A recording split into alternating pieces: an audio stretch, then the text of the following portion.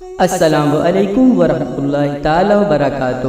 ناظرین، پچھلی ویڈیو میں مسلمانوں کا مکہ سے ہجرت کر کے حبشہ جانا اور وہاں کے عیسائی بادشاہ کے انتقال اور اس کی نماز جنازہ کا واقعہ آپ نے سماعت فرمایا۔ اب آگے کا واقعہ سماعت کریں۔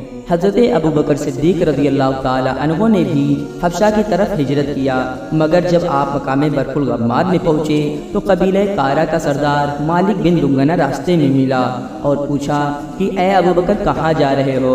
تو حضرت ابوبکر صدیق رضی اللہ تعالی عنہ نے فرمایا کہ اب میں اپنے وطن مکہ کو چھوڑ کر خدا کی لمبی چوڑی زمین پر پھرتا رہوں گا اور خدا کی عبادت میں مصروف رہوں گا۔ تو ابن دنگنہ کہنے لگا کہ اے ابوبکر، آپ جیسا آدمی آخر کیوں مکہ چھوڑ کر در بدر پھرے گا؟ آپ تو دوسروں کا بھار اٹھاتے ہیں، غریبوں کی مدد کرتے ہیں، آپ تو حق کی راہ پر چلتے ہیں، آپ تو صدیق ہیں، آپ میرے ساتھ مکہ چلیے، میں آپ کو اپنی پناہ میں لیتا ہوں۔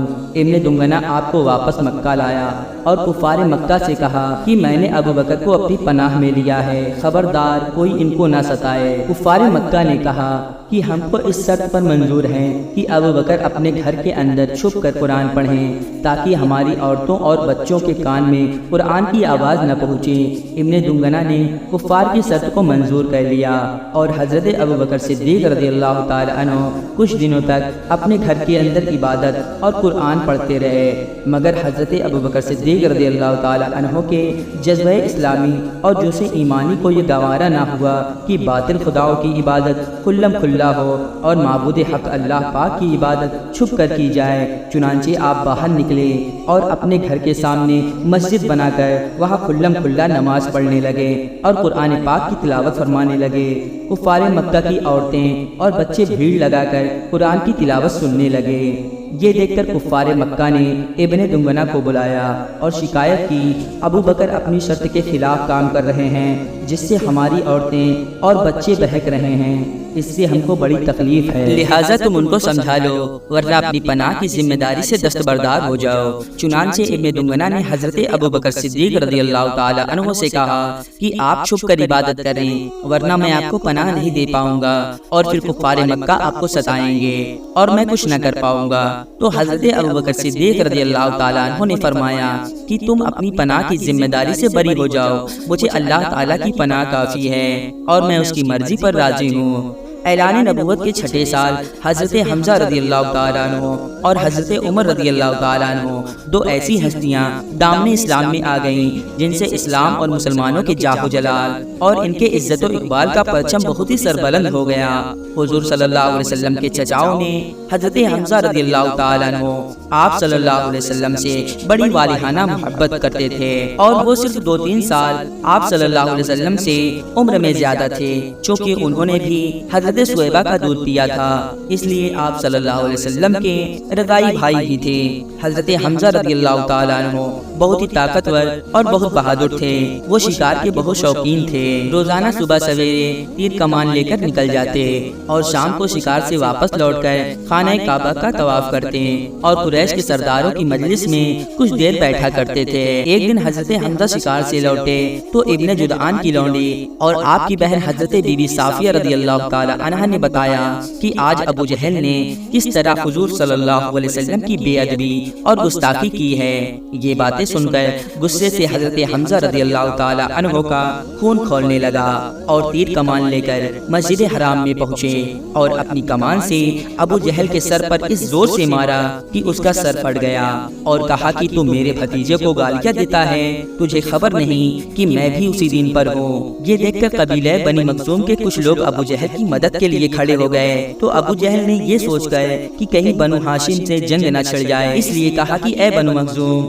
آپ لوگ حمزہ کو جانے دیجئے، واقعی آج میں نے ان کے بھتیجے کو بہت ہی خراب قسم کی گالیاں دی تھی۔ حضرت حمزہ رضی اللہ تعالیٰ عنہ کے مسلمان ہونے کے تیسرے ہی دن حضرت عمر فاروق اعظم رضی اللہ تعالیٰ عنہ بھی دولت اسلام سے مالا مال ہو گئے۔ آپ رضی اللہ تعالیٰ عنہ کے مشرف با اسلام ہونے کے واقعات میں بہت سی روایات ہیں۔ ایک روایت میں ہے کہ آپ رضی اللہ تعالیٰ عنہ ایک دن غصے میں تلوار لے کر اس ارادے سے چلے کہ آج پیغمبر اسلام کا خاتمہ کر دوں گا۔ اتفاق سے راستے میں حضرت نعیم بن عبداللہ قریشی رضی اللہ تعالیٰ عنہ سے ملاقات ہو گئی یا مسلمان ہو چکے تھے، لیکن حضرت عمر رضی اللہ تعالیٰ عنہ کو ان کے ایمان لانے کی خبر نہ تھی۔ حضرت نعیم نے پوچھا کہ اے عمر، اس دوپہر کی گرمی میں تلوار لے کر کہاں چلے؟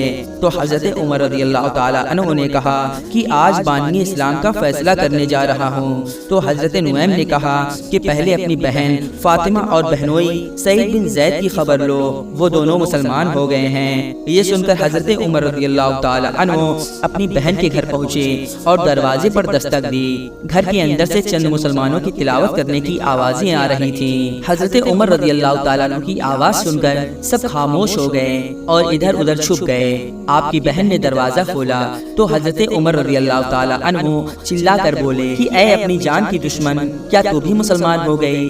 پھر اپنے بہنوئی پر جھپٹے اور ان کی داڑھی پکڑ کر ان کو زمین پر پٹک دیا اور سینے پر سوار ہو کر مارنے لگے۔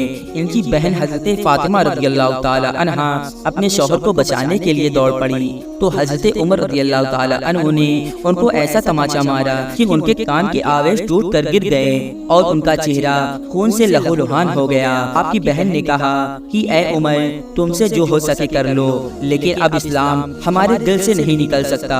حضرت عمر رضی اللہ تعالی عنہ نے بہن کا خون آلودہ چہرہ دیکھا اور ان کا عزم و استقامت سے بھرا ہوا یہ جملہ سنا تو ان پر رقت طاری ہو گئی اور ایک دم دل نرم ہو گیا۔ تھوڑی دیر خاموش رہے، پھر کہا کہ اچھا تم لوگ جو قرآن پڑھ رہے تھے مجھے بھی دکھاؤ۔ بہن نے قرآن کے اوراق سامنے رکھ دیا، اٹھا کر دیکھا تو اس آیات پر نظر پڑی، سبح للہ ما فی السماوات والارض وهو العزیز الحکیم۔ اس آیات کا ایک ایک لفظ صداقت کی تاثیر کا تیر بن گئے، دل کی گہرائی میں پیوست ہوتا چلا گیا اور جسم کا ایک ایک بال لرزہ بار اندام ہونے لگا۔ اور جب اس آیت پر پہنچے کہ آمن باللہ ورسولہ تو بالکل ہی بے قابو ہو گئے اور بے اختیار پکار اٹھے کہ میں گواہی دیتا ہوں کہ محمد صلی اللہ علیہ وسلم اللہ کے رسول ہیں۔ پھر حضرت عمر رضی اللہ تعالیٰ عنہ بہن کے گھر سے نکل کر سیدھے حضرت اکرم بن ابو اکرم کے مکان پر پہنچے تو دروازہ بند تھا تو حضرت عمر رضی اللہ تعالیٰ عنہ نے کنڈی بجائی۔ اندر کے لوگوں نے دروازے کے جھیری میں سے جھانک کے دیکھا تو حضرت عمر رضی اللہ تعالیٰ عنہ تلوار لے کر کھڑے تھے۔ سب لوگ گھبرا گئے اور کسی میں دروازہ کھولنے کی ہمت نہ ہوئی۔ پھر حضرت حمزہ رضی اللہ تعالی عنہ نے بلند آواز میں فرمایا کہ دروازہ کھول دو اور عمر کو اندر آنے دو۔ اگر عمر نیک ارادے سے آیا ہے تو اس کا خیر مقدم ہے، ورنہ اسی کی تلوار سے اس کی گردن اڑا دی جائے گی۔ جب حضرت عمر رضی اللہ تعالی عنہ نے اندر قدم رکھا تو حضور رحمت عالم صلی اللہ علیہ وسلم نے خود آگے بڑھ کر حضرت عمر رضی اللہ تعالی عنہ کا بازو پکڑا اور فرمایا، اے خطاب کے بیٹے، تو مسلمان ہو جا، آخر تو مجھ سے کب تک لڑتا رہے گا؟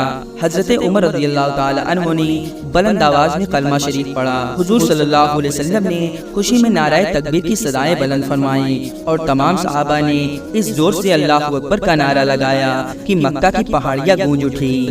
پھر حضرت عمر رضی اللہ تعالی عنہ نے کہا، یا رسول اللہ صلی اللہ علیہ وسلم، ہم چھپ چھپ کر عبادت کیوں کریں؟ اٹھیے، ہم کعبے میں چل کر کھلم کھلا اللہ پاک کی عبادت کریں گے۔ اور خدا کی قسم، میں کفر کی حالت میں جن مجلسوں میں بیٹھ کر اسلام کی مخالفت کرتا تھا، اب ان تمام مجلسوں میں اسلام کا اعلان کروں گا۔ پھر حضور صلی اللہ علیہ وسلم صحابہ کی جماعت کو لے کر دو قطاروں میں روانہ ہوئے، ایک صف میں آگے آگے حضرت حمزہ رضی اللہ تعالی عنہ اور دوسری طرف آگے حضرت عمر رضی اللہ تعالی عنہ تھے، اور بڑی شان کے ساتھ مسجد حرام میں داخل ہوئے اور نماز ادا کی۔ اور حضرت عمر رضی اللہ تعالی عنہ حرم کعبہ میں مشرکین کے سامنے اپنے اسلام کا اعلان کیا۔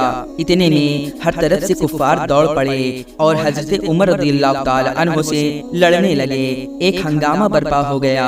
اتنے میں حضرت عمر رضی اللہ تعالی عنہ کا ماموں ابو جہل آ گیا۔